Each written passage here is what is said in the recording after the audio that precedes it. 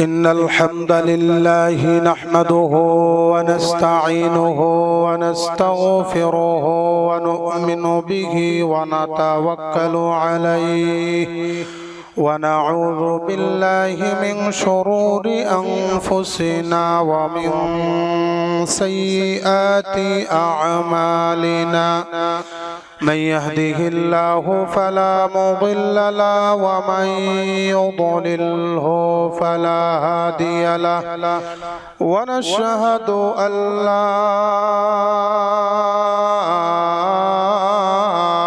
إله إلا الله الحي القيوم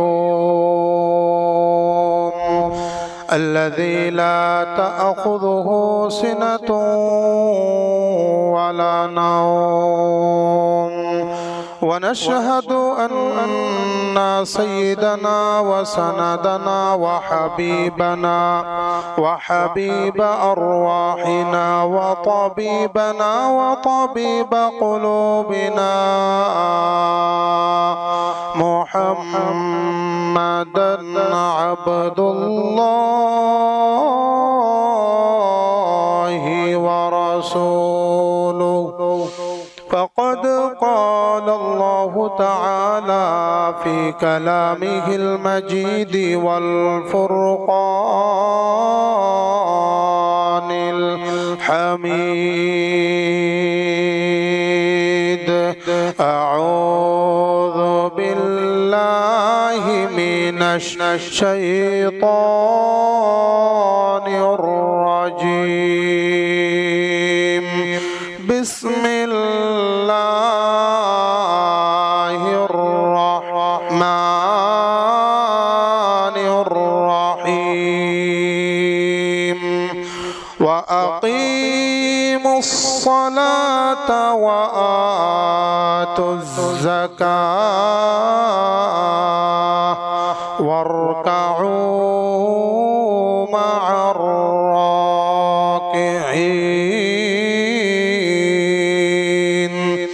اللهم سبحانك لا علم لنا إلا ما علمتنا إنك أنت العليم الحكيم إن الله وملائكته يصلون على النبي يا أيها الذين آمنوا صلوا عليه وسلموا تسليما اللهم صل على محمد وعلى آل محمد كما صليت على إبراهيم وعلى آل إبراهيم إنك حميد مجيد بلغ العلا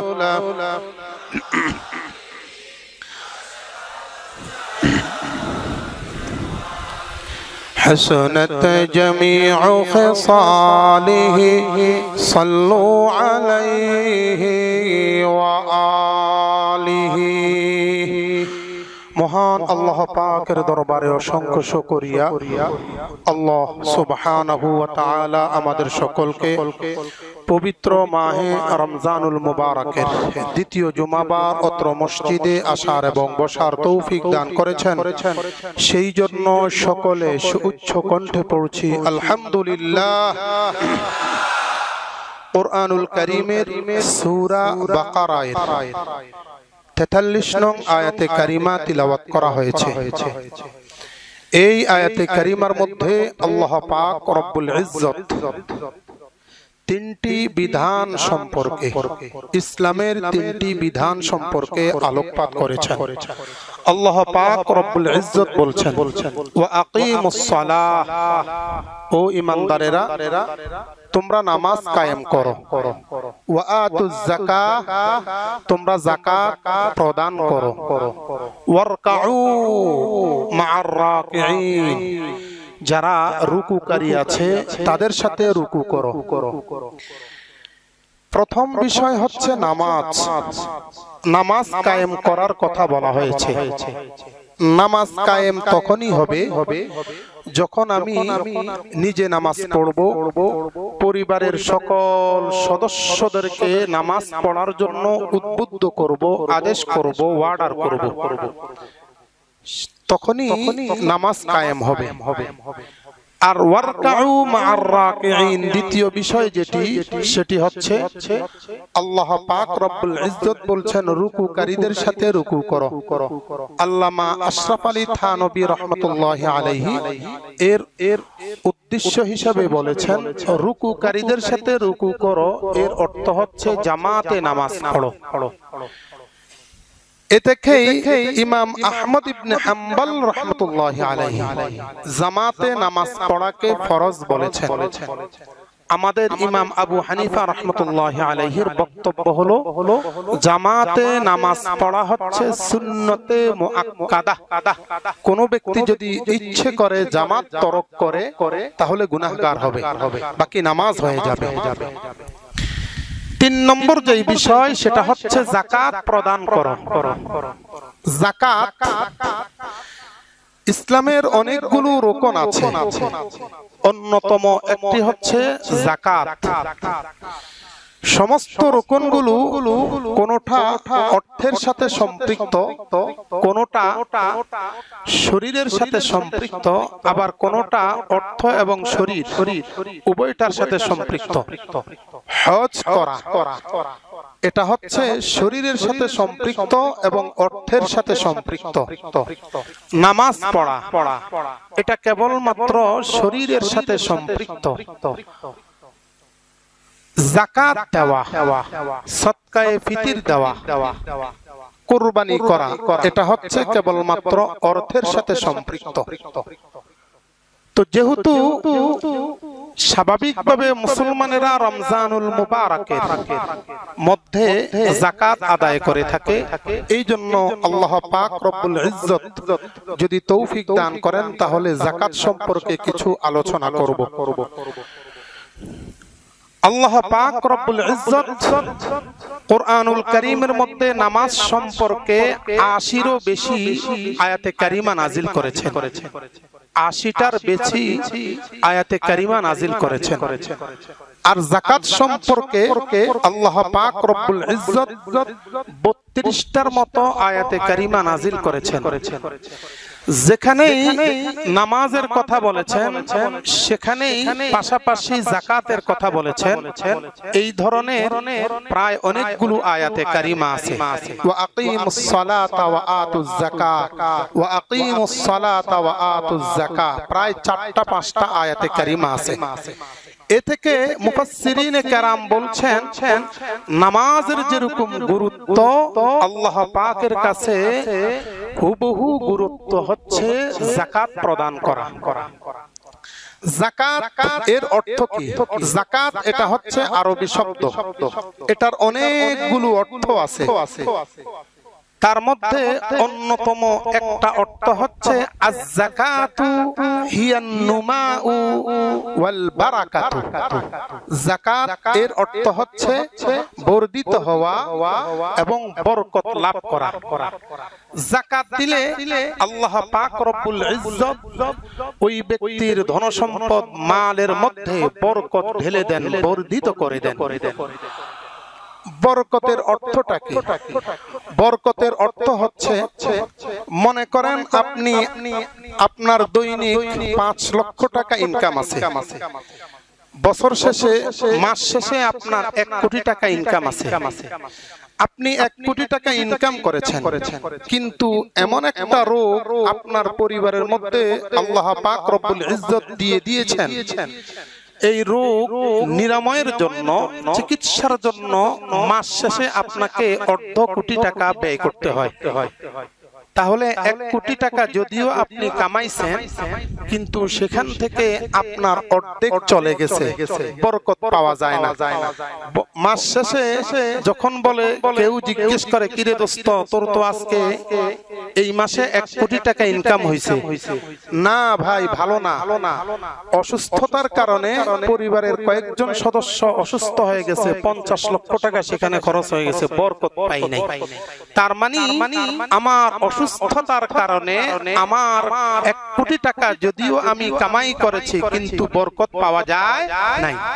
পক্ষান্তরে যদি বরকত পাওয়া যায়, মনে করেন কথার কথা, আপনি মাস শেষে 60 লক্ষ টাকা ইনকাম করেছেন, পুরা মাসে আপনার খরচ হয়েছে মাত্র 2 লক্ষ টাকা, বাকি আছে 58 লক্ষ টাকা। পুরো মাসে কোনো একজন ব্যক্তি অসুস্থ হয় নাই, ডাক্তারকে 1টা টাকাও দিতে হয় নাই, কোনো ব্যক্তিকে কোনো ধরনের খরচ করতে হয় নাই, 2 লক্ষ টাকাই আপনার ভরণ পোষণের বাবদে গিয়েছে। মাস শেষে বন্ধু জিজ্ঞেস করলো, তোর তো অনেক লাভ হয়েছে, 60 লক্ষ টাকা। আপনি বললেন, হ, আমার 60 লক্ষ টাকা লাভ হয়েছে, তার মধ্যে কেবলমাত্র 2 লক্ষ টাকা আমার ভরণ পোষণ বাবদে গিয়েছে, আর 58 লক্ষ টাকা এখনো আছে, বরকত হয়েছে। এখন বোঝা গেল এখানে মধ্যে অসুস্থতা না থাকার কারণে আমার টাকার মধ্যে বরকত আসছে কিনা। 1 কোটি টাকা ইনকাম করে 50 লক্ষ টাকা ডাক্তারকে দিয়েছে, আবার জানেরও ক্ষতি হয়েছে, বরকত হয় নাই। 60 লক্ষ টাকা কামাই করে 2 লক্ষ টাকা মাস শেষে খরচ হয়েছে, 58 লক্ষ টাকা রয়েছে, জানও বেঁচে আছে, বরকত হয়েছে কিনা। আল্লাহর হাবিব বিশ্ব নবী মুহাম্মদুর রাসূলুল্লাহ সাল্লাল্লাহু আলাইহি সাল্লাম বলতেছেন, উম্মত মনে রাখবা, তুমি যদি তোমার ধন সম্পদের পূর্ণাঙ্গ রূপে যাকাত দিতে পারো, আল্লাহ রাব্বুল ইজ্জত তোমার সম্পদের মধ্যে এইভাবেই বরকত ঢেলে দিবে। বাহ্যিকে দেখা যাবে কিছু টাকা দিতে হয়েছে, কিন্তু আল্লাহ পাক এর উসিলায় তোমাকে রোগ বিমার দিবে না, মারাত্মক পর্যায়ের কোন ধরনের ক্ষতিগ্রস্ততার মধ্যে তোমাকে ফেলাবেন না। কিন্তু 1 টাকাও যাকাত দাও নাই, তাহলে কিন্তু ক্যান্সার রোগে আক্রান্ত হইবা। ঠিক কিনা বলেন? যাকাত দাও নাই, মারাত্মক পর্যায়ের হঠাৎ করে শুনবা কিডনি একটা নাই। এখন প্রশ্ন জাগতে পারে যে হুজুর, যাকাতও দেয়, সব কিছু দেয়, তারপরেও তো এই ধরনের রোগে আক্রান্ত হয়। ওই সমস্ত লোকদেরকে আল্লাহ পাক রব্বুল ইজ্জত পরীক্ষা করান, দেখি আমার বান্দায় সমস্ত পরীক্ষায় উত্তীর্ণ হয়েছে, যাকাত দিয়ে উত্তীর্ণ হয়েছে, নামাজ পড়ে উত্তীর্ণ হয়েছে, দেখি আমি একটু অসুখ দিয়ে দেই, আমার বান্দা ধৈর্য ধারণ করতে পারে কিনা। ধৈর্য ধারণ করলে আমার বান্দা একেবারেই A+ পেয়ে যাবে, আর A+ পাইলেই A+ কোয়ালিটির জান্নাত আমি তাকে দান করে দেব। তাহলে বোঝা গেল যাকাত দিলে বরকত আছে কি নাই? জোরে বলেন, আছে কি নাই? আছে। 2 নম্বর অর্থ হলো, যাকাতের দ্বিতীয় অর্থ হলো আত-তাহারা, পবিত্রকরণ, পবিত্র করা।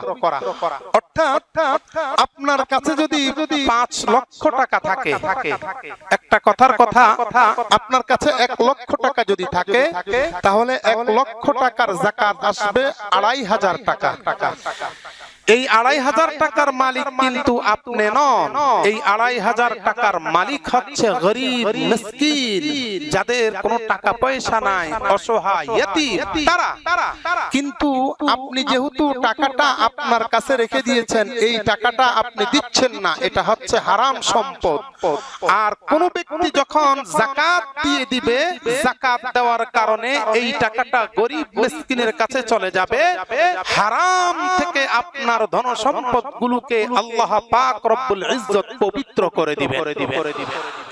অতএব যাকাতের অর্থ দাঁড়ালো 2টা, একটা হচ্ছে বরকত, আরেকটা হচ্ছে পবিত্র, পবিত্র হওয়া। যাকাত যদি দেই, আমার ধন সম্পদ পবিত্র হয়ে যাবে। যাকাত যদি আমি দেই, তাহলে নিশ্চিত রূপে বোঝা যাবে আল্লাহ পাক রব্বুল ইজ্জত আমার ধন সম্পদে বরকত দান করবেন। ঠিক কিনা বলেন? এই জন্য যাকাত দেওয়ার মন মানসিকতা তৈরি করা চাই। অনেকে মনে মনে ভাববেন, টাকা হলো আমার, ধন সম্পদ হলো আমার, কামাই করছি আমি, তাহলে এটার মধ্যে আমি আবার যাকাত দিতে যাব কেন? হুবহু এই কথাগুলো হযরতে মূসা আলাইহিস সালামের উম্মতরাও বলেছেন। হুবহু এই কথাগুলো বিশ্বনবী মুহাম্মদুর রাসূলুল্লাহ সাল্লাল্লাহু আলাইহি সাল্লামের কিছু কয়েকজন সাহাবীও এই রকম কথা বলেছেন। মূসা আলাইহিস সালামের উম্মতের মধ্যে কারুন নামক এক ব্যক্তি ছিল, অনেক ধন সম্পদের অধিকারী ছিল। কারুনের এত ধন সম্পদ ছিল, তাফসীরের মধ্যে এসেছে, কোরআনের মধ্যে এসেছে, লাতানু বিল উসবাতি উলুল কুওয়া। তৎকালে কোন ব্যক্তির জন্য যখন গুদাম ঘরের মধ্যে মাল রাখা হতো, ওই গুদাম ঘরের গেটের মধ্যে তালা রাখা হতো, তালা মারা হতো। ওই তালার চাবিগুলো কোন একজন ব্যক্তির কাছে দেওয়া হতো।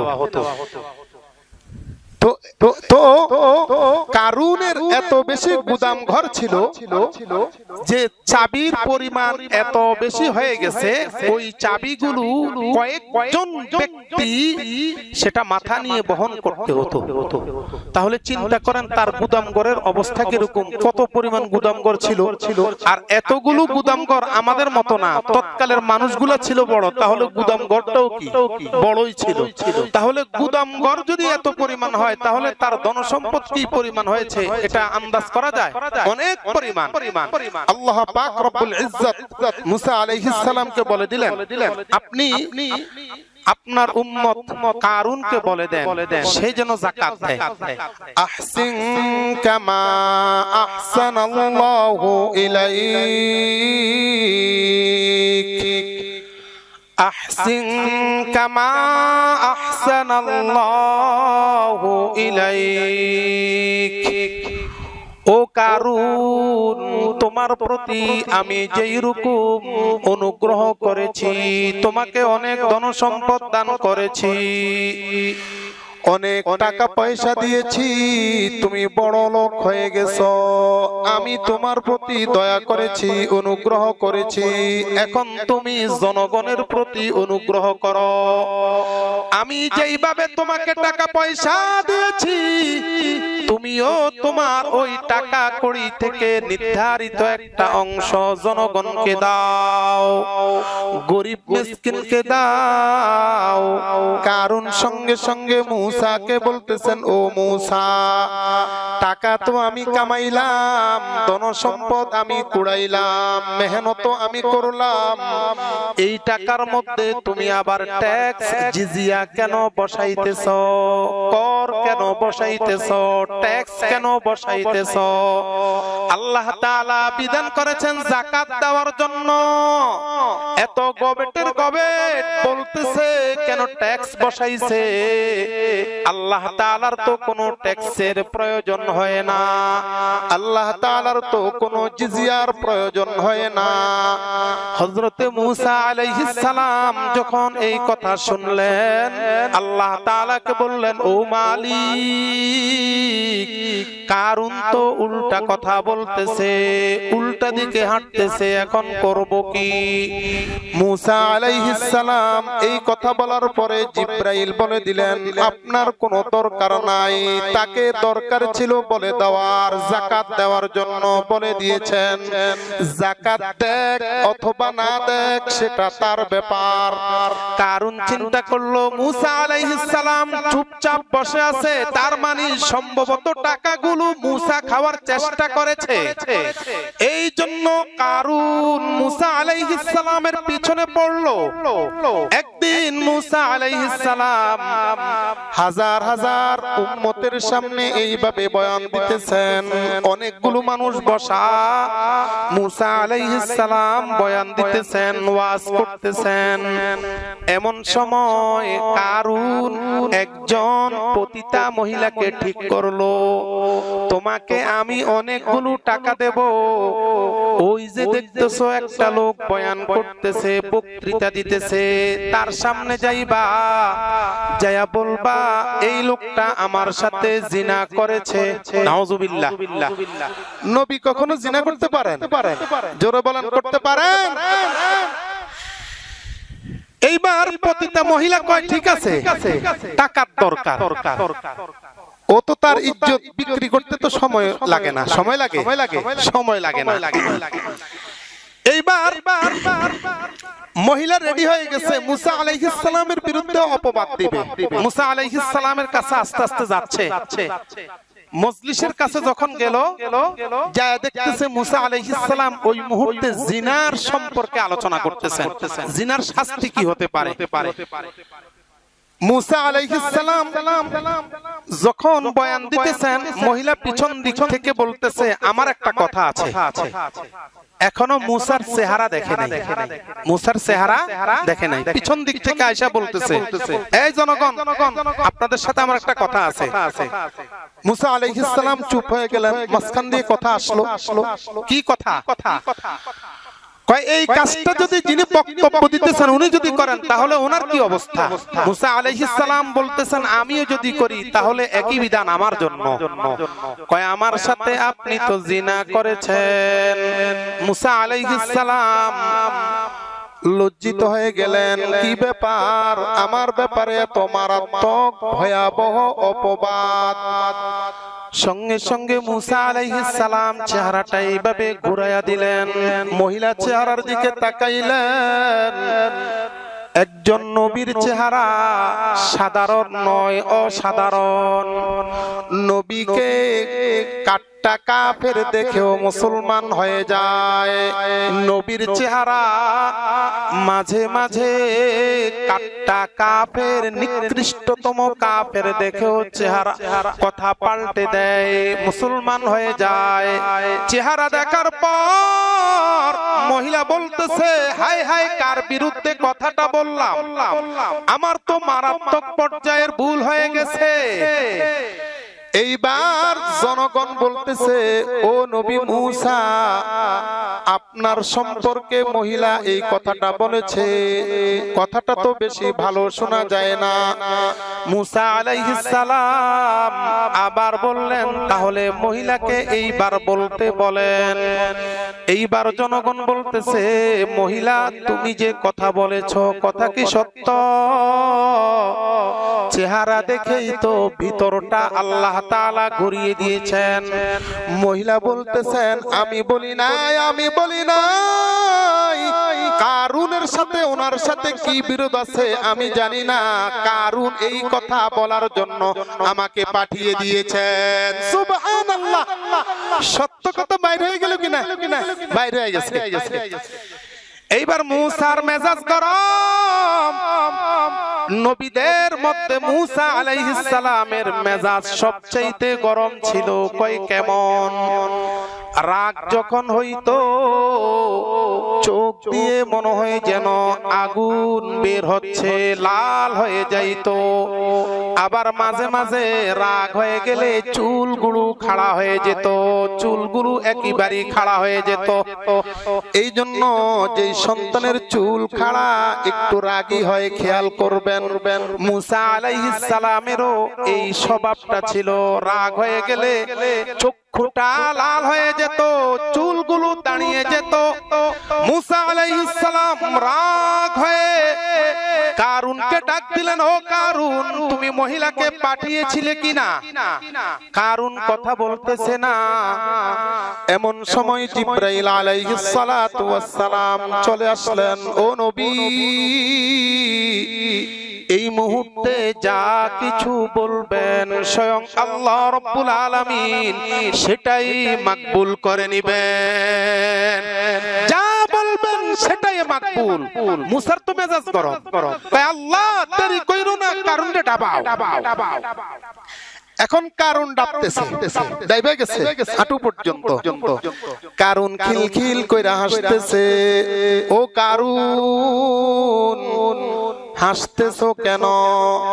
কয় আমি বুঝতে পেরেছি গত কিছুদিন আগে তুমি আমার কাছে জিজিয়া চাইছিলা, ট্যাক্স চাইছিলা, দেই নাই, এই জন্য বুঝি আমার উপর রাগ করছো।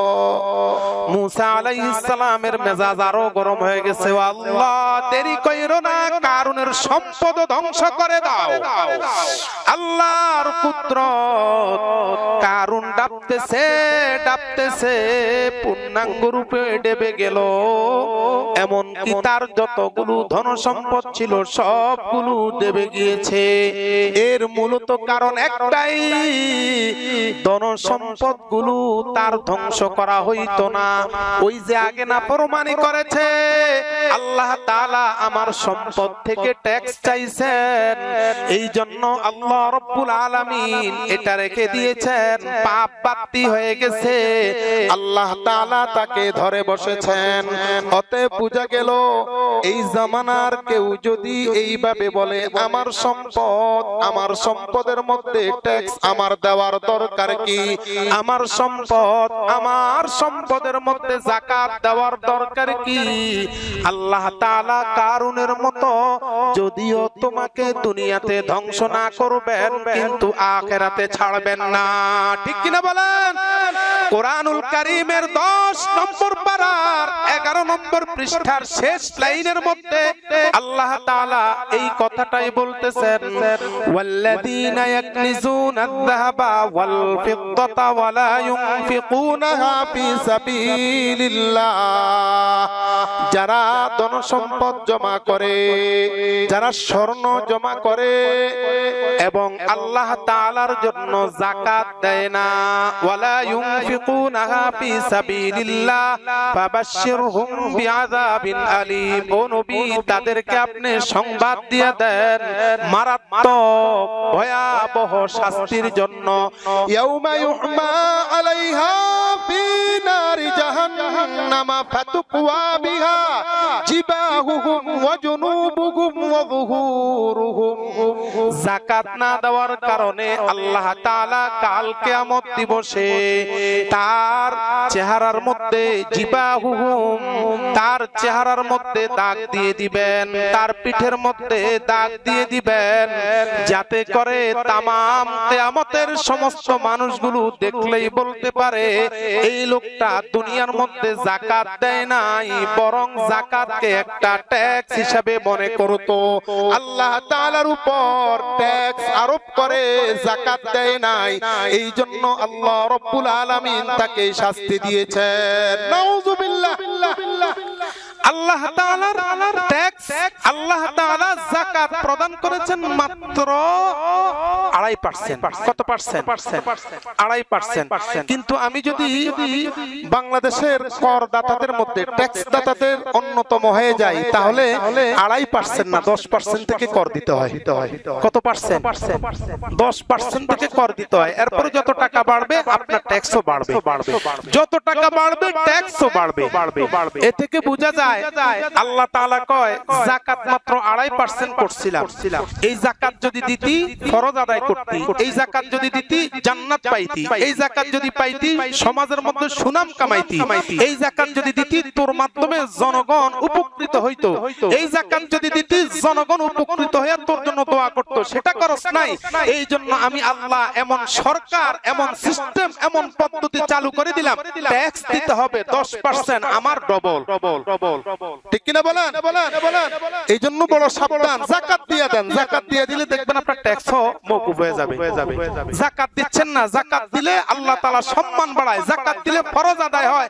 যাকাত দিলে জান্নাত আপনার জন্য ওয়াজিব হয় যাকাত দিলে জনগণ আপনার জন্য দোয়া করে যাকাত দিলে সর্বদাই সার্বক্ষণিক জনগণ আপনার জন্য দোয়া করবে কিনা গরীব মানুষ যদি যাকাতটা পায় দোয়া করবে না কথা বলেন না কেন দোয়া করবে নি মুসা আলাইহিস সালাম একদিন আল্লাহ তাআলাকে বলতেছেন আল্লাহ এই মুসা এই ফেরাউন আমার সাথে এত বেয়াদবি করে ওরে বুঝি একটু সাইজ ম্যাচ করতে পারো না আল্লাহ তাআলা বলেন অবশ্যই পারবো না কেন তো করতেছেন না কেন কয় কাল সকালে তুমি ফেরাউনের বাড়ি থেকে 10 কিলোমিটার দূরে একটু যাইবা সেখান ঘুরে এসে এরপর আমার কাছে বইলো মুসা আলাইহিস সালাম সকাল বেলা বের হইছেন ফেরাউনের বাড়ি থেকে 10 কিলোমিটার দূরে হাঁটতেছেন অনেক দূরে যায় দেখতেছে একটা গরিব এলাকার পল্লী একেবারে গরিব মানুষ সব ভিক্ষুক গরিব মানুষ তো এদের খানাটা না ঠিক সকালবেলা নাস্তার যখন সময় হয় নাস্তাটা উপস্থিত, এরা আরাম আয়েশ করে নাস্তাটা খায়। দুপুর বেলার খানার প্রয়োজন হলে দুপুর বেলার খানা তাদের জন্য উপস্থিত, বাস খানাটা খেয়ে নেয়। রাতের বেলা যখন হয় রাতের বেলা হয়ে গেলে একই অবস্থা, আরামসে খায়, এদের কোনো কাজ বাজ করতে হয় না, রান্না বান্না করতে হয় না। তো খাবার দাবার যখন খায়, খাওয়ার পরে এরা দোয়া করে, ও প্রভু যেই লোকটা খাওয়াচ্ছে আল্লাহ তুমি তাকে সফলতা দিও। সুবহানাল্লাহ বলবেন না? দোয়া করতেছে আল্লাহ যেই লোকটা খাওয়াচ্ছে আমাদেরকে আল্লাহ ওরে সফল করো।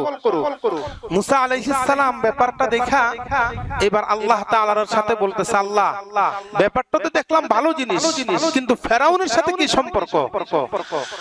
আল্লাহ রাব্বুল আলামিন বলতেছেন মুসা ওই যে গরিব মানুষদেরকে খাওয়াইতেছে সে আর কেউ না, সে হলো ফেরাউন।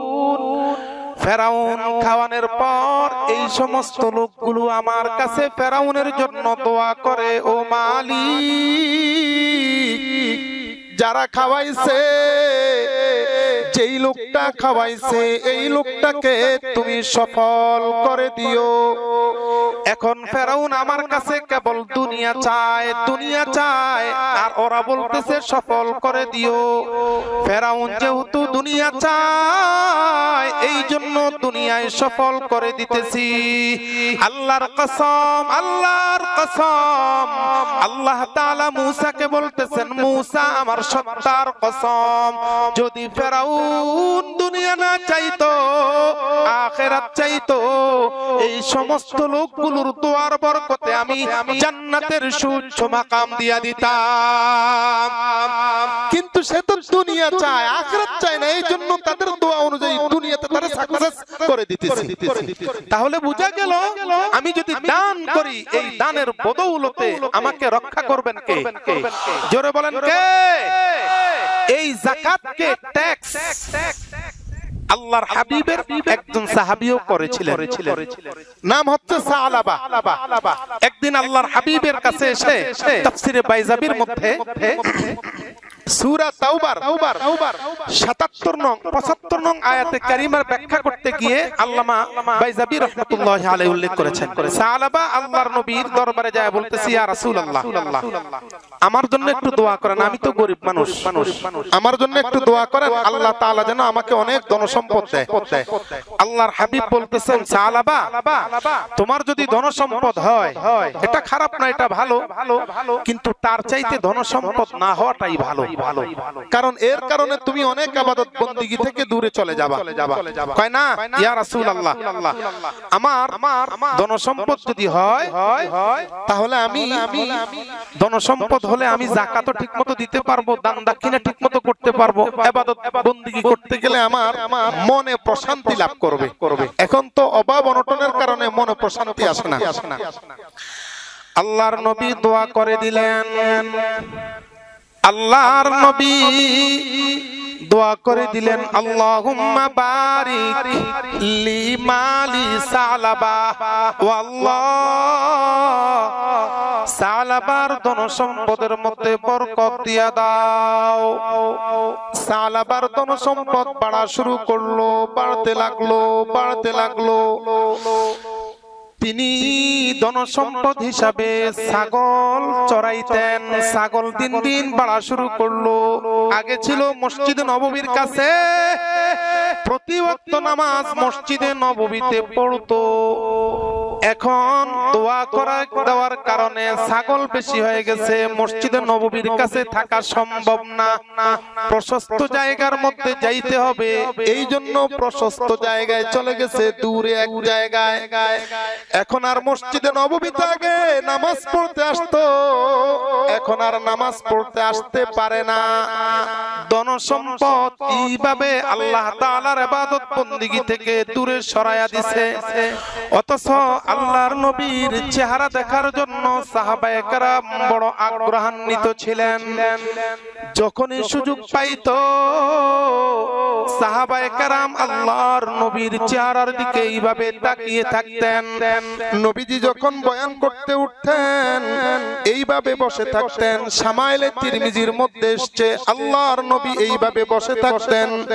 কখনো সাহাবায়ে কেরামের চেহারার দিকে সরাসরি তাকাইতে পারতেন না, আর সাহাবায়ে কেরামও আল্লাহর নবীর চেহারার দিকে সরাসরি তাকাইতে পারতেন না, কারণ ওনার চোখের মধ্যে এত বেশি প্রভাব ছিল কোন ব্যক্তি তাকিয়ে আর শরমের কারণে ওই দিকে তাকাইতে পারতেন না। কেবলমাত্র হযরত আবু বকর, হযরত ওমর, এই দুইটা ব্যক্তি আল্লাহর নবীর চেহারার মধ্যে সরাসরি তাকাইতে পারতেন। সুবহানাল্লাহ।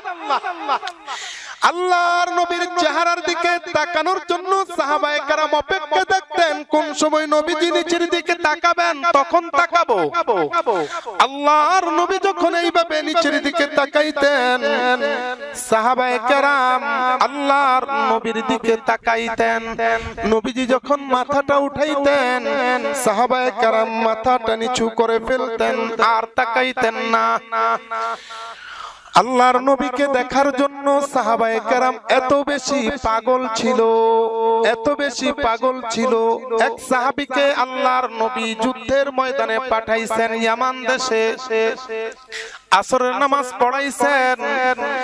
নবীজি আসরের নামাজ পড়ায়া পূর্ব দিকে ফিরেছেন, মুসল্লিদের দিকে ফিরেছেন, তাকিয়ে দেখতেছেন যে সাহাবীকে যুদ্ধের ময়দানে পাঠাইছেন তিনি নামাজ পড়তেছেন।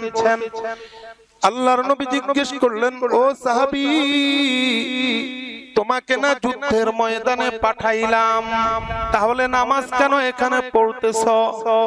ইয়া রাসূলুল্লাহ, জিহাদের ময়দানে চলে যাব, সেখানে যদি শহীদ হয়ে যায় আপনাকে তো আর দেখতে পারবো না, এই জন্য চিন্তা করেছি আসরের নামাজটা এখানে পড়বো, জীবনের শেষবারের মতো আপনার চেহারাটা একটু দেখে যাব। এইভাবে সাহাবায়ে কেরাম আল্লাহর নবীর চেহারা দেখার জন্য পাগল ছিল, সব সময় দূর থেকে দেখতে থাকতো। এক সাহাবীর ব্যাপারে আল্লাহ তাআলা অর্ডার করেছেন মুসলমান কেউ কথা বলবে না তার সাথে। তবুকের যুদ্ধে না যাইতে পারার কারণে শাস্তি হিসাবে আল্লাহ তাআলা এই বিধান আরোপ করেছিলেন তার সাথে কেউ কথা বলবে না।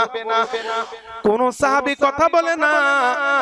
নামাজের মধ্যে যখন দাঁড়াইতো আল্লাহর নবীও সুন্নত পড়তেন, ওই সাহাবীও সুন্নত পড়তেন, কখনো তো তাকানো যায় না। নামাজের মধ্যে এইভাবে বসে বসে চোখগুলোকে টারায়া টারায়া আল্লাহর নবীর দিকে তাকাইতেন। নবীকে যেহেতু মালিক মানা করেছে কথা বলতে, এই জন্য নবীজি নামাজের বাইরে তাকাইতেন না। নামাজে যাওয়ার পরে চিন্তা করতেন ওই সাহাবী যখন নামাজের মধ্যে থাকবে তখন একটু আল্লাহর নবী আলো চোখে তাকাইতেন। এত মহব্বত ভালোবাসা ছিল আল্লাহর নবী সাল্লাল্লাহু আলাইহি ওয়াসাল্লামের কলিজাটা ছিল ওই সাহাবীর প্রতি। আল্লাহ তাআলা নির্দেশ করেছেন কি করবে। 3 দিন পরে যখন আল্লাহ তাআলা অর্ডার করেছেন তাকে তার তাওবা মাকবুল করা হয়েছে, ওই সাহাবী ওই মুহূর্তে পাহাড়ের কিনারায় ছিল, চলে গিয়েছিল। আল্লাহ তাআলার অর্ডার পেয়ে কোন সাহাবী কথা বলতেছে না, আমার থাকার দরকার নাই, এই জন্য দূরে চলে গিয়েছিল। আয়াতটা নাজিল হওয়ার পর হযরত আবু হুরায়রা দ্রুত দৌড়ে চলে গেল, যা বলতেছে আল্লাহ তাআলা তোমার তাওবা কবুল করেছে, নবীজি তোমার জন্য সাক্ষাৎ করার জন্য মসজিদে নববীতে বসে আছে, দৌড়াও, যাও, তাড়াতাড়ি যাও। নবীজি তোমার সাথে সাক্ষাৎ করার জন্য বসে আছে। নবীজি উম্মতের জন্য এত বেশি দরদ মাখা ছিলেন। হযরত আয়েশা একদিন নবীকে জিজ্ঞেস করতেছেন, বলতেছেন ইয়া রাসূলুল্লাহ আমার জন্য একটু দোয়া করেন। নবীজি সঙ্গে সঙ্গে আয়েশার জন্য দোয়া করে দিলেন, আল্লাহুম্মা গফির লি আয়েশাতা মা কদ্দামাত ওয়া মা আখারাত, আল্লাহুম্মা গফির লি আয়েশাতা মা কদ্দামাত ওয়া মা আখারাত ওয়া মা আসরাত ওয়া মা আ'লানাত ওয়া মা আনতা আ'লামু বিহি মিনহা। ওয়া আল্লাহ আয়েশার অতীতের জীবনের গুনাহ মাফ করে দাও। ও আল্লাহ আয়েশার ভবিষ্যৎ জীবনের গুনাহ খাতা মাফ করে দাও। ও আল্লাহ আয়েশার গোপনের গুনাহ মাফ করো। ও আল্লাহ আয়েশার প্রকাশ্য গুনাহ মাফ করো। ও আল্লাহ আয়েশার যত গুনাহ তোমার ধারণা আছে সব গুনাহ মাফ করে দাও। এই দোয়া করার পর হযরতে আয়েশা চকির মধ্যে এইভাবে শুয়ে গেলেন, চিত হয়ে শুয়ে হাসতেছেন, একটু আওয়াজ করে হাসতেছেন। আল্লাহর নবী জিজ্ঞেস করতেছেন, আয়েশা তুমি হাসতেছো কেন? আয়েশা বলতেছে, ইয়া রাসূলুল্লাহ এর চাইতে বড় খুশির খবর কি? আপনার কাছে দোয়া চাইলাম, আপনি এমন দোয়া করে দিচ্ছেন। এই দোয়া তো আল্লাহ তাআলার কাছে মাকবুল, নিঃসন্দেহে মাকবুল। এই জন্য আমার খুশি লাগতেছে, এই জন্য আমি হাসতেছি। আল্লাহর নবী দুই চোখের পানি ফেলে দিয়ে বলতেছেন, আয়েশা তুমি তো আমার কাছে দোয়া চেয়েছো, এই জন্য দোয়া করেছি।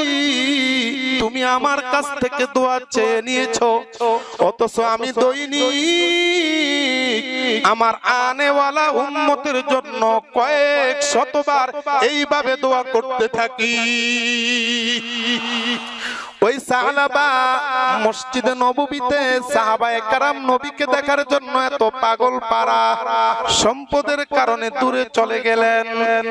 এইবার আল্লাহর নবী দুইজন কর্মকর্তাকে পাঠিয়েছেন, যাও তার কাছে যাও, গিয়ে যাকাত চাও। দুইজন কর্মকর্তা যায় বলতেছে, আল্লাহর নবী যাকাত দেওয়ার জন্য আপনাকে বলেছে।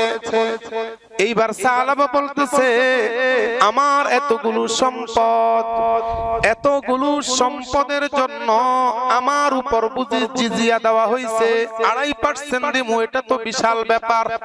কর্মকর্তা দুইজন চলে আসছে। আল্লাহ তাআলা আয়াতে কারিমা নাজিল করে দিয়েছেন 75 নম্বর আয়াত সূরা তাওবা, ওয়া মিনহুম মান আহাদাল্লাহ লা ইন আতানা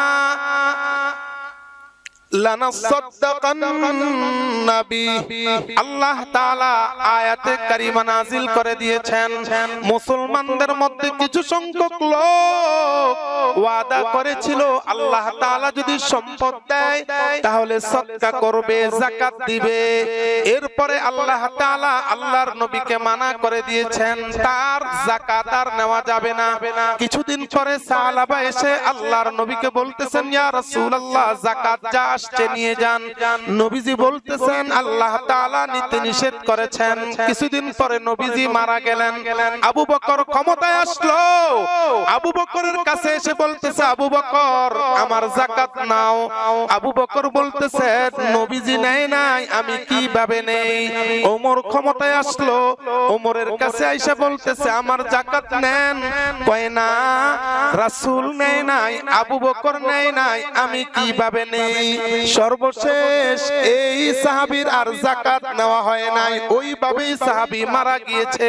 তার মানে যাকাতকে জিজিয়া ধারণা করার কারণে, যাকাতকে নিজের উপর একটা ট্যাক্স অথবা জরিমানা ধারণা করার কারণে আল্লাহ তাআলা রাগ করেছেন, নবীজিও রাগ করেছেন, আবু বকরও রাগ করেছেন, এমনকি হযরতে ওমরও রাগ করেছেন। এই জন্য মুসলমান সাবধান, যাকাত যখন আসবে যাকাত হিসাব করে দিয়ে দেব।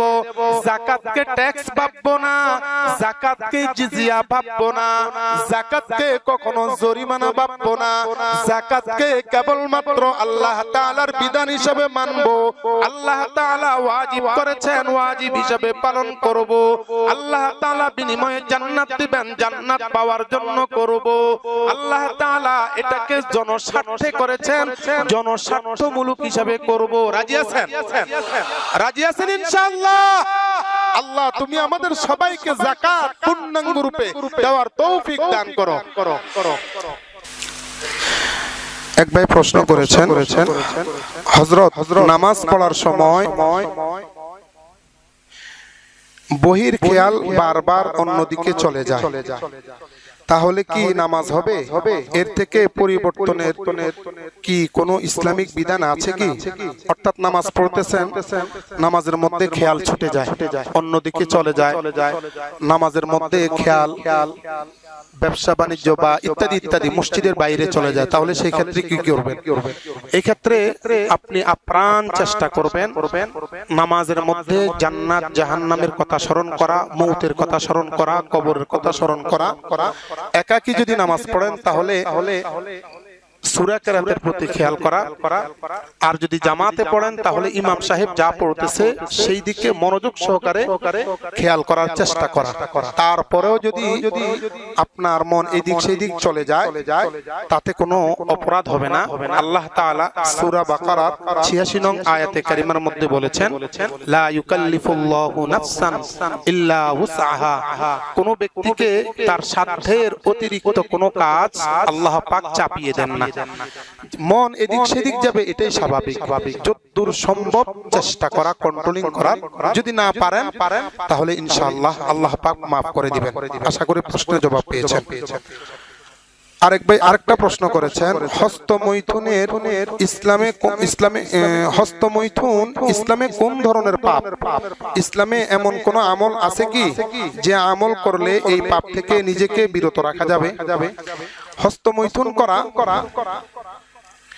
প্রথম কথা হলো, গত সপ্তাহে বলেছিলাম যে হস্তমৈথুন যদি রোজা অবস্থায় করে তাহলে রোজা ভেঙে যাবে যদি বীর্য বের হয়, আর বীর্য যদি না বের হয় তাহলে রোজা ভাঙবে না। হস্তমৈথুন করাটা হচ্ছে কবিরা গুনাহ, কবিরা গুনাহের অন্তর্ভুক্ত। কোন ব্যক্তি যদি হস্তমৈথুন করেন তাহলে অবশ্যই তিনি কবিরা গুনাহগার হিসেবে গণ্য হবেন।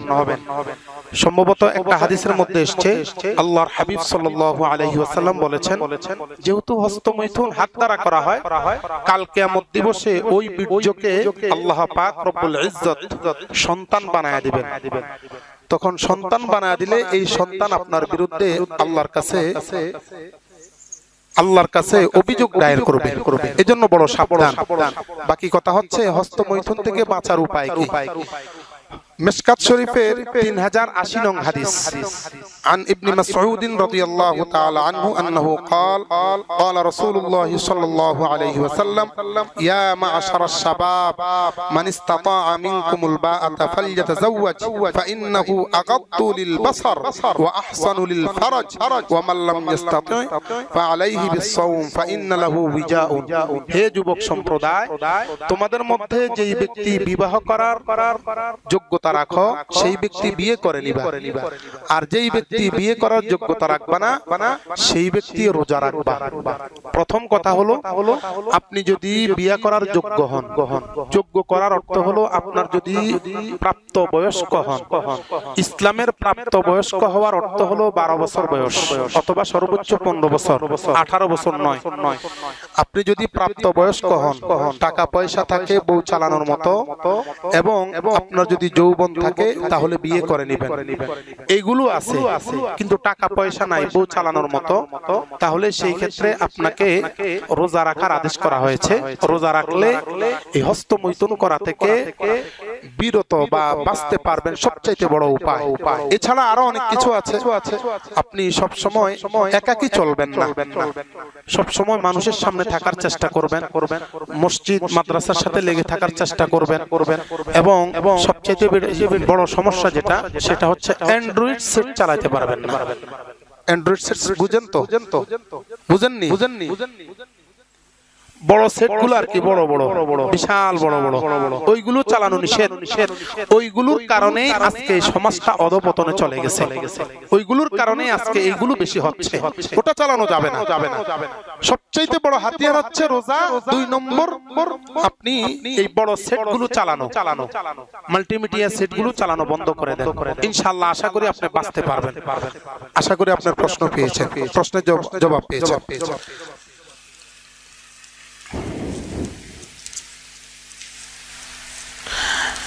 আরেক ভাই প্রশ্ন করেছেন, রমজান মাসে চিংড়ি মাছ খাওয়া যাবে কি?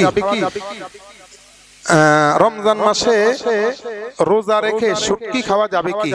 হ্যাঁ, চিংড়ি মাছ খাওয়া হালাল, শুটকি মাছও খাওয়া হালাল, শুটকি খাওয়াটাও হালাল।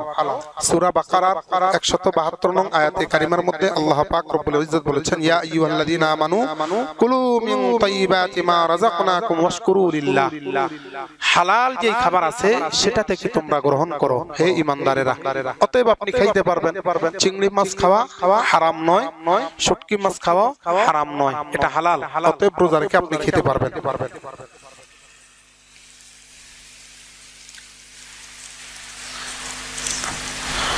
রোজা অবস্থায় ঘুমের ঘরে যদি স্বপ্নদোষ হয় তাহলে কি রোজা ছুটে যাবে? ফতোয়া আলমগীর প্রথম খণ্ডের কিতাবুস সাওম অধ্যায়ের মধ্যে উল্লেখ করা হয়েছে, রোজা অবস্থা যদি স্বপ্নদোষ হয় তাহলে রোজার কোনো ক্ষতি হবে না। রোজা আপনার অটুট থাকবে, আপনার রোজা পূর্ণ করে নেবেন। বাকি ফরজ গোসল হয়েছে এই জন্য গোসল করে নেবেন। রোজা অবস্থায় দিনের বেলা ঘুমানোর সময় যদি মুখের লোনা পানি পেটের ভিতরে চলে যায় তাহলে কি রোজা ছুটে যাবে?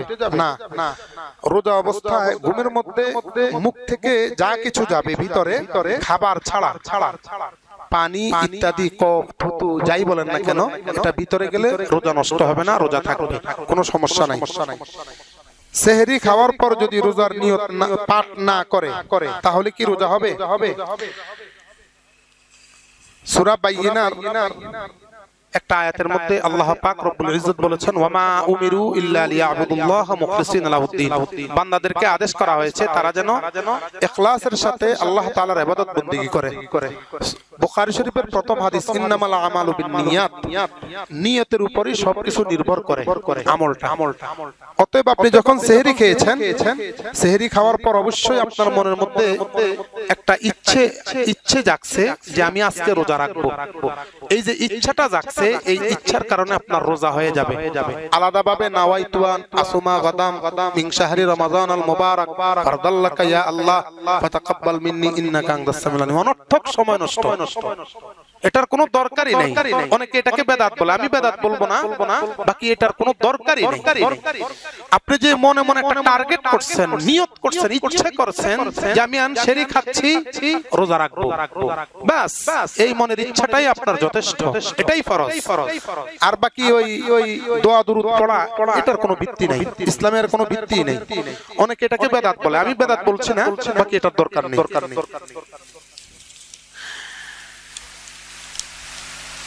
শুক্রবার জুমার নামাজের পর 4 রাকাত সুন্নত নামাজ আছে, সেই নামাজ অনেককেই পড়তে দেখি না। এই সুন্নত না পড়লে কি কোনো গুনাহ নেই? জনাব, এই নামাজের ফজিলত সম্পর্কে একটু আলোকপাত করবেন। শুক্রবার জুমার নামাজের পর, ফরজ নামাজের পরে 4 রাকাত সুন্নত নামাজ আছে। এই 4 রাকাত সুন্নত নামাজ সুন্নতে মুআক্কাদা, কোন ব্যক্তি যদি না পড়ে তাহলে অবশ্যই গুনাহগার হবেন। এটার ফজিলত আর কি বর্ণনা করব? সূরা বাকারার 31 নম্বর আয়াতের মধ্যে বলা হয়েছে, ইন কুনতুম তুহিব্বুনাল্লাহ ফাত্তাবিউনি, তোমরা যদি আল্লাহকে পেতে চাও আমার সুন্নতের অনুসরণ করো, ইয়াগফির লাকুম যুনুবাকুম, গুনাহ খাতা সব maaf করে দেওয়া হবে, আর আল্লাহ তাআলা তোমাকে ভালোবাসবে। এর চেয়ে তার কি বড় ফজিলত চান? আর সুন্নত ওই লোকেরাই পড়ে না, 5 তলা 6 তলার বাইরে রাগ করতে পারে, তারপরেও বলি না, বললে আর উপায় নাই। সুন্নত পড়ে না সারা সপ্তাহে যারা নামাজ পড়ে না, আসে সবার পরে। আলহামদুলিল্লাহ আমাদের মসজিদে এটা নাই, অনেক মসজিদে বিশেষ করে গ্রামের মধ্যে ইমাম সাহেব হয়তো অল্প যোগ্যতা সম্পন্ন লোক, বেচারা বসছে, খুতবা যদি লম্বা হয় তার মানে উনি সিগন্যাল মারতেছে যে হযরত আপনার খুতবা বড় হয়ে গেছে, শুরু করেন না কেন? আসছে পরে, এখন আগে যাওয়ার জন্য সিগন্যাল মারতেছে। নামাজের মধ্যে থাকলে, এটা আমার নিজের অভিজ্ঞতার আলোকে বলছি, আমি নিজে দেখেছি, নামাজের মধ্যে সূরা কেরাত যদি লম্বা পড়ে, এই বদমাশগুলো কাশি মারে, মানে বুঝাইতেছে আপনার কেরাত বড় হয়ে গেছে। কেরাত বড় হয়ে গেলে পর্যন্ত ইমাম সাহেবকে দোষারোপ করে। নামাজের মধ্যে থাকলে গুনাহ না সওয়াব? তো সওয়াব যে লোকটা করতেছে, তোমারও সওয়াবের মধ্যে রাখতেছে, তুমি তার বিরুদ্ধে ষড়যন্ত্র করতেছো। কয়দিন ষড়যন্ত্র করবা? আজরাইল যখন আইসা এভাবে ধরে একটা মুষ্টি মারবো, তখন টের পাইবা। আল্লাহ তুমি আমাদেরকে বুঝবার তৌফিক দান করো। সুন্নত না পড়া দৌড়ায় বাইরে হয়ে যায়, মনে হয় যেন মহাযুদ্ধ লেগে গেছে, বিশ্বযুদ্ধ লেগে গেছে সিঁড়ির মধ্যে। এইভাবে যে দৌড়াদৌড়ি করতেছ, তুমি ঘরের মধ্যে যাওয়ার পরে যদি আজরাইল উপস্থিত হয়ে যায়, করবাটা কি করবা? এজন্য সাবধান, সুন্নত পড়া বের হবে। রাজি আছি তো ইনশাআল্লাহ? আমাদের দেশে তারাবির নামাজের সময় কোরআন শরীফকে যেইভাবে তিলাওয়াত করা হয়, তা কি সহিভাবে হয়? তা কি সহিভাবে হয় বলে আপনি মনে করেন? যদি সহিভাবে তেলাওয়াত না হয়, তাহলে কোরআন শরীফ কি আমাদের কোনো অভিশাপ দিবে না? যদি কোরআন শরীফ অভিশাপ প্রদান করে, তাহলে সেই তারাবির নামাজ কোনো কাজে আসবে কি? কোরআনুল কারীম নামাজের মধ্যে খতম করা হচ্ছে সুন্নতে জায়েদা। কেউ যদি নামাজের মধ্যে, তারাবিহের নামাজের মধ্যে কোরআন খতম না করে, তাহলে কোনো সমস্যা নাই, এটা হচ্ছে মুস্তাহাব, করলে ভালো, না করলে কোনো গুনাহ নাই। কিন্তু তারাবির নামাজ হচ্ছে সুন্নতে মুআক্কাদা, 20 রাকাত, এটা পূর্ণাঙ্গ করতে হবে, আর না হয় গুনাহগার হবে। এবার সূরা তারাবি পড়েন, কোনো সমস্যা নাই। এখন কথা হলো, নামাজের মধ্যে যেহেতু কোরআনুল কারীম খতমই করব, তাহলে অবশ্যই আমাকে ভালোভাবে করতে হবে। আল্লাহ পাক রব্বুল ইজ্জত সূরা মুজাম্মিলের 4 নম্বর আয়াতের মধ্যে বলছেন, ওয়ারাত্তিলিল কুরআন তারতিলা, কোরআনুল কারীম তোমরা তারতিলের সাথে তিলাওয়াত করো। মদ গুনাহ যেখানে যতটুকু টানার দরকার, যেখানে যতটুকু গুনাহ করার দরকার, স্পষ্টভাবে বলার দরকার, বলতে হবে। এটাকে বলা হয় তারতিল। একেবারে ধীরস্থির গতিতে পড়া। ওইভাবে যদি আমরা পড়তে যাই, আমাদের একবারে 3 ঘন্টা 4 ঘন্টা লাগবে। তো আমরা যেহেতু দুর্বল, এই জন্য হয়তো আমরা একটু দ্রুত পড়ি, তবে স্পষ্টভাবে পড়তে হবে। দ্রুত পড়লেও স্পষ্টভাবে পড়তে হবে। আর ইনশাআল্লাহ আশা করা যায় আল্লাহ তাআলা মাকবুল করবেন। কিন্তু যে সমস্ত হাফেজ সাহেবরা এত দ্রুত পড়ে, এত দ্রুত যে কিছুই বোঝা যায় না, তাহলে এতে অবশ্যই কোরআনের সাথে অবমাননা হচ্ছে, বেয়াদবি হচ্ছে। এজন্য এটা খেয়াল রাখা চাই, মুসল্লিদের খুব সাবধান হওয়া চাই। মুসল্লিরা ঠিক, হাফেজ সাহেব ঠিক। কারণ অনেক হাফেজ সাহেব আছে, নামাজ পড়াইলে যদি দেরি হয়, তাহলে কানাঘুষা করে, সমালোচনা করে। আবার কিছু সংখ্যক মুসল্লি আছে, নামাজের মধ্যে মানে প্রথম সালামে ডান দিকের ঘড়িতে, এরপর বাম দিকের ঘড়িতে বলে, আজকে ওনার 7 মিনিট লাগছে, পরের জন্য এসে 5 মিনিটে পড়ছে। হ্যাঁ, এটাই বেটা, 5 মিনিট লাগাইছে, 2 মিনিট কমাইছে, এটাই বেটা, ভালো হাফেজ, ভালো হাফেজ না, অসম্ভব। যে যত সুন্দর করে পড়াবে, তার গুণ আল্লাহর কাছে রয়েছে। আপনি প্রশংসা আর অপ্রশংসা, আপনি কেন সমালোচনা করবেন? আল্লাহর কাছে কিন্তু জবাবদিহি করতে হবে। এটা হাফেজ সাহেবের দোষ না, আমি হাফেজ সাহেবের দোষ দেব না। আমি তো হাফেজ, আমি তো তারাবি পড়াই, আমি জানি, আমি যত জায়গায় নামাজ পড়াইছি, দেরি হইলে আলহামদুলিল্লাহ আপনাদের দোয়া আমার সমালোচনা করে না, হয়তো একটু তেলাওয়াত ভালো এই জন্য মানে সমালোচনা করে না। যদি একটু কণ্ঠ খারাপ হয়, সমালোচনা জ্বর উঠাই দেয়, হ্যাঁ কি পড়ায়, হ্যাঁ হইছে, মানে সমালোচনার অভাব নাই। তো বেচারা কি করবে, কণ্ঠ একটু খারাপের জন্য দ্রুত চালায়। আপনাদের কারণেই ওই লোকটা দ্রুত করতেছে, এটার জন্য জবাব দিয়ে আপনাদের করতে হবে। আল্লাহ তুমি আমাদেরকে বুঝবার তৌফিক দান করুন।